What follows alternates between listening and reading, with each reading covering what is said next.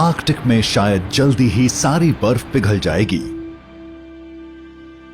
और जब ये सारी बर्फ खत्म हो जाएगी तो ये विश्व पहले जैसा नहीं रहेगा।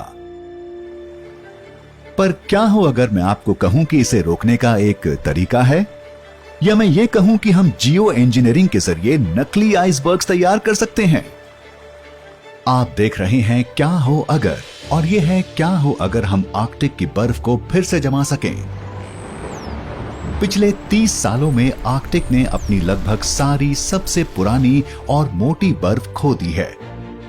अब 70% आर्कटिक पतली आइस कैप से ढक जाता है, जो मौसमी होती है, जो गर्मियों में पिघल जाती है और सर्दियों में वापस जम जाती है। कुछ आंकड़ों के अनुसार अगर पृथ्वी ऐसे ही गर्म होती रही तो आर्कटिक गर्मियों की अपनी सारी बर्फ 2030 तक खो देगा, और ये आर्कटिक के अलावा और भी बहुत कुछ को प्रभावित करेगा। आर्कटिक ग्रह को ठंडा रखकर एक ग्लोबल फ्रीजर की तरह काम करता है। अगर आप ये सारी बर्फ हटा दें तो पूरे विश्व में मौसम का स्वरूप बहुत अजीब तरीके से बदल जाएगा। पर ये ऐसे खत्म नहीं होने चाहिए। हम आगे आ सकते हैं और अपनी कोशिश से आर्कटिक की कुछ बर्फ दोबारा जमा सकते हैं। पर हम असल में ये कैसे कर सकते हैं? इसका जवाब जियो इंजीनियरिंग में है। हम बहुत बड़े हवा से चलने वाले पावर पंप्स की मदद से आर्कटिक में बर्फ वापस ला सकते हैं, स्पष्ट रूप से 10 मिलियन पंप्स का इस्तेमाल करके। ये पंप समुद्री पानी को ग्लेशियर के ऊपर फैला देंगे, जहां वो जम जाएगा और बर्फ की एक नई परत बना देगा। आर्कटिक की एक सर्दी में ये पंप 1 और मीटर की मोटाई इन आइस कैप्स में जोड़ देंगे। पर इन सब पर $500 बिलियन का खर्च आएगा। भले ही ये विश्व के ग्रॉस डोमेस्टिक प्रोडक्ट यानी सकल घरेलू उत्पाद के 1% से भी कम है, पर फिर भी कुछ सरकारों को यह खर्च बहुत ज्यादा लग सकता है। पर इसके और भी तरीके हैं।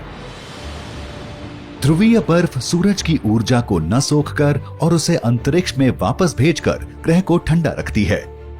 इसे एल्बिडो इफेक्ट कहते हैं। हम नई आर्कटिक बर्फ को छोटे चमकीले सिलिका माइक्रोस्फेयर से ढककर ज्यादा सूरज की रोशनी को अंतरिक्ष में वापस भेजने में उसकी मदद कर सकते हैं। ये पाउडर जैसे माइक्रोबीड्स जहरीले नहीं होते और इनकी केमिकल और फिजिकल प्रॉपर्टीज बालू यानी रेत की तरह होती हैं। 25,000 स्क्वायर किलोमीटर आर्कटिक पर इसे छिड़कने में सिर्फ $300 मिलियन का खर्च आएगा, पर इससे वहां सिर्फ 1% से भी कम बर्फ ढकी जाएगी। और हम कई मिलियन टन सिलिका को आर्कटिक के ऊपर डालने की बात कर रहे हैं, जो बर्फ के पिघलने पर महासागर के तल पर चली जाएगी। हमें अभी भी नहीं पता कि समय के साथ इसका क्या पर्यावरणीय असर होगा। क्या आप कुछ और टेस्ट करने से पहले आर्कटिक को खो देना चाहेंगे? मुझे तो ऐसा नहीं लगता। हम बर्फ को छोड़ सकते हैं और बादलों की मदद से सूरज की किरणों को अंतरिक्ष में वापस भेजने की कोशिश कर सकते हैं। पर सूरज की किरणों को बढ़िया तरीके से अंतरिक्ष में रिफ्लेक्ट करने के लिए बादलों को काफी घना होना होगा। इसे आर्कटिक के ऊपर बादलों पर खारे पानी की बूंदें डालकर किया जा सकता है। हमें बस ये पता लगाना होगा कि निचले वायुमंडल में बहुत बारीक समुद्री पानी का कोहरा कैसे पहुंचाया जा सकता है। या हम इससे आगे भी जा सकते हैं और आइसबर्ग्स बनाना शुरू कर सकते हैं। सबसे पहले हम महासागर की सतह के नीचे सबमरीन डुबाएंगे और एक टैंक को समुद्री पानी से भर लेंगे। सबमरीन का विलवनीकरण यानी डिसैलिनेशन सिस्टम पानी से सारा नमक अलग कर देगा और फिर एक बहुत बड़ी बर्फ जमाने वाली मशीन 5 मीटर मोटे और 25 मीटर चौड़े आइसबर्ग्स बना देगी। पर यह सुनने में जितना भी अच्छा लगे, इस काम पर लगने वाली ऊर्जा और इससे निकलने वाली गर्मी शायद आर्कटिक की बर्फ को फिर से जमाने से होने वाले फायदों को खारिज कर दे। क्या हमें इसके बारे में सोचना भी चाहिए? हम सिर्फ चुप बैठकर आर्कटिक को क्लाइमेट चेंज यानी जलवायु परिवर्तन के कारण उसकी बर्फ खोते हुए देख सकते हैं, जब तक अंत में उसके पास थोड़ी भी बर्फ ना बचे। जैसे जैसे तापमान बढ़ेगा, आर्कटिक पर्माफ्रॉस्ट पिघलेगा और वातावरण में और ज्यादा कार्बन डाइऑक्साइड रिलीज करेगा। इससे ग्लोबल तापमान और ज्यादा बढ़ेगा। ग्रह पर मौसम का ढांचा पूरी तरह बदल जाएगा, जिससे ज्यादा बाढ़, ज्यादा सूखा और ज्यादा गर्मी पड़ेगी। कुछ वैज्ञानिक ये भी मानते हैं कि आर्कटिक की बर्फ पिघलने से यूरोप और नॉर्थ अमेरिका में और तेज सर्दियां पड़ा करेंगी। और किसे पता कि और क्या हो सकता है।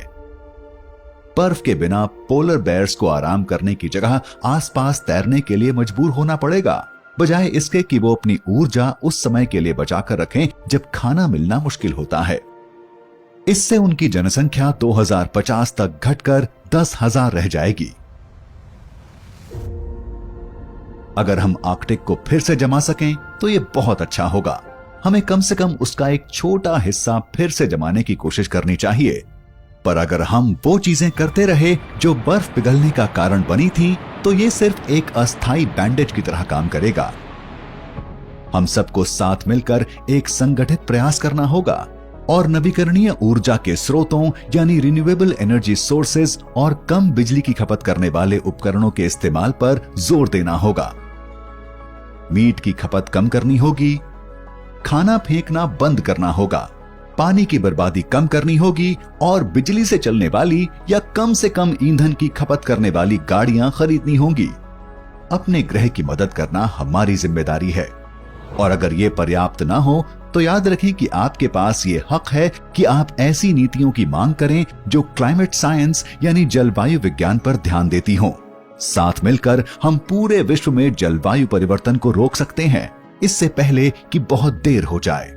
और अगर हमने अभी कुछ नहीं किया तो हमें पृथ्वी को छोड़ना होगा और अपने रहने के लिए किसी और ग्रह को ढूंढना होगा। पर यह कहानी एक दूसरे क्या हो अगर के लिए है।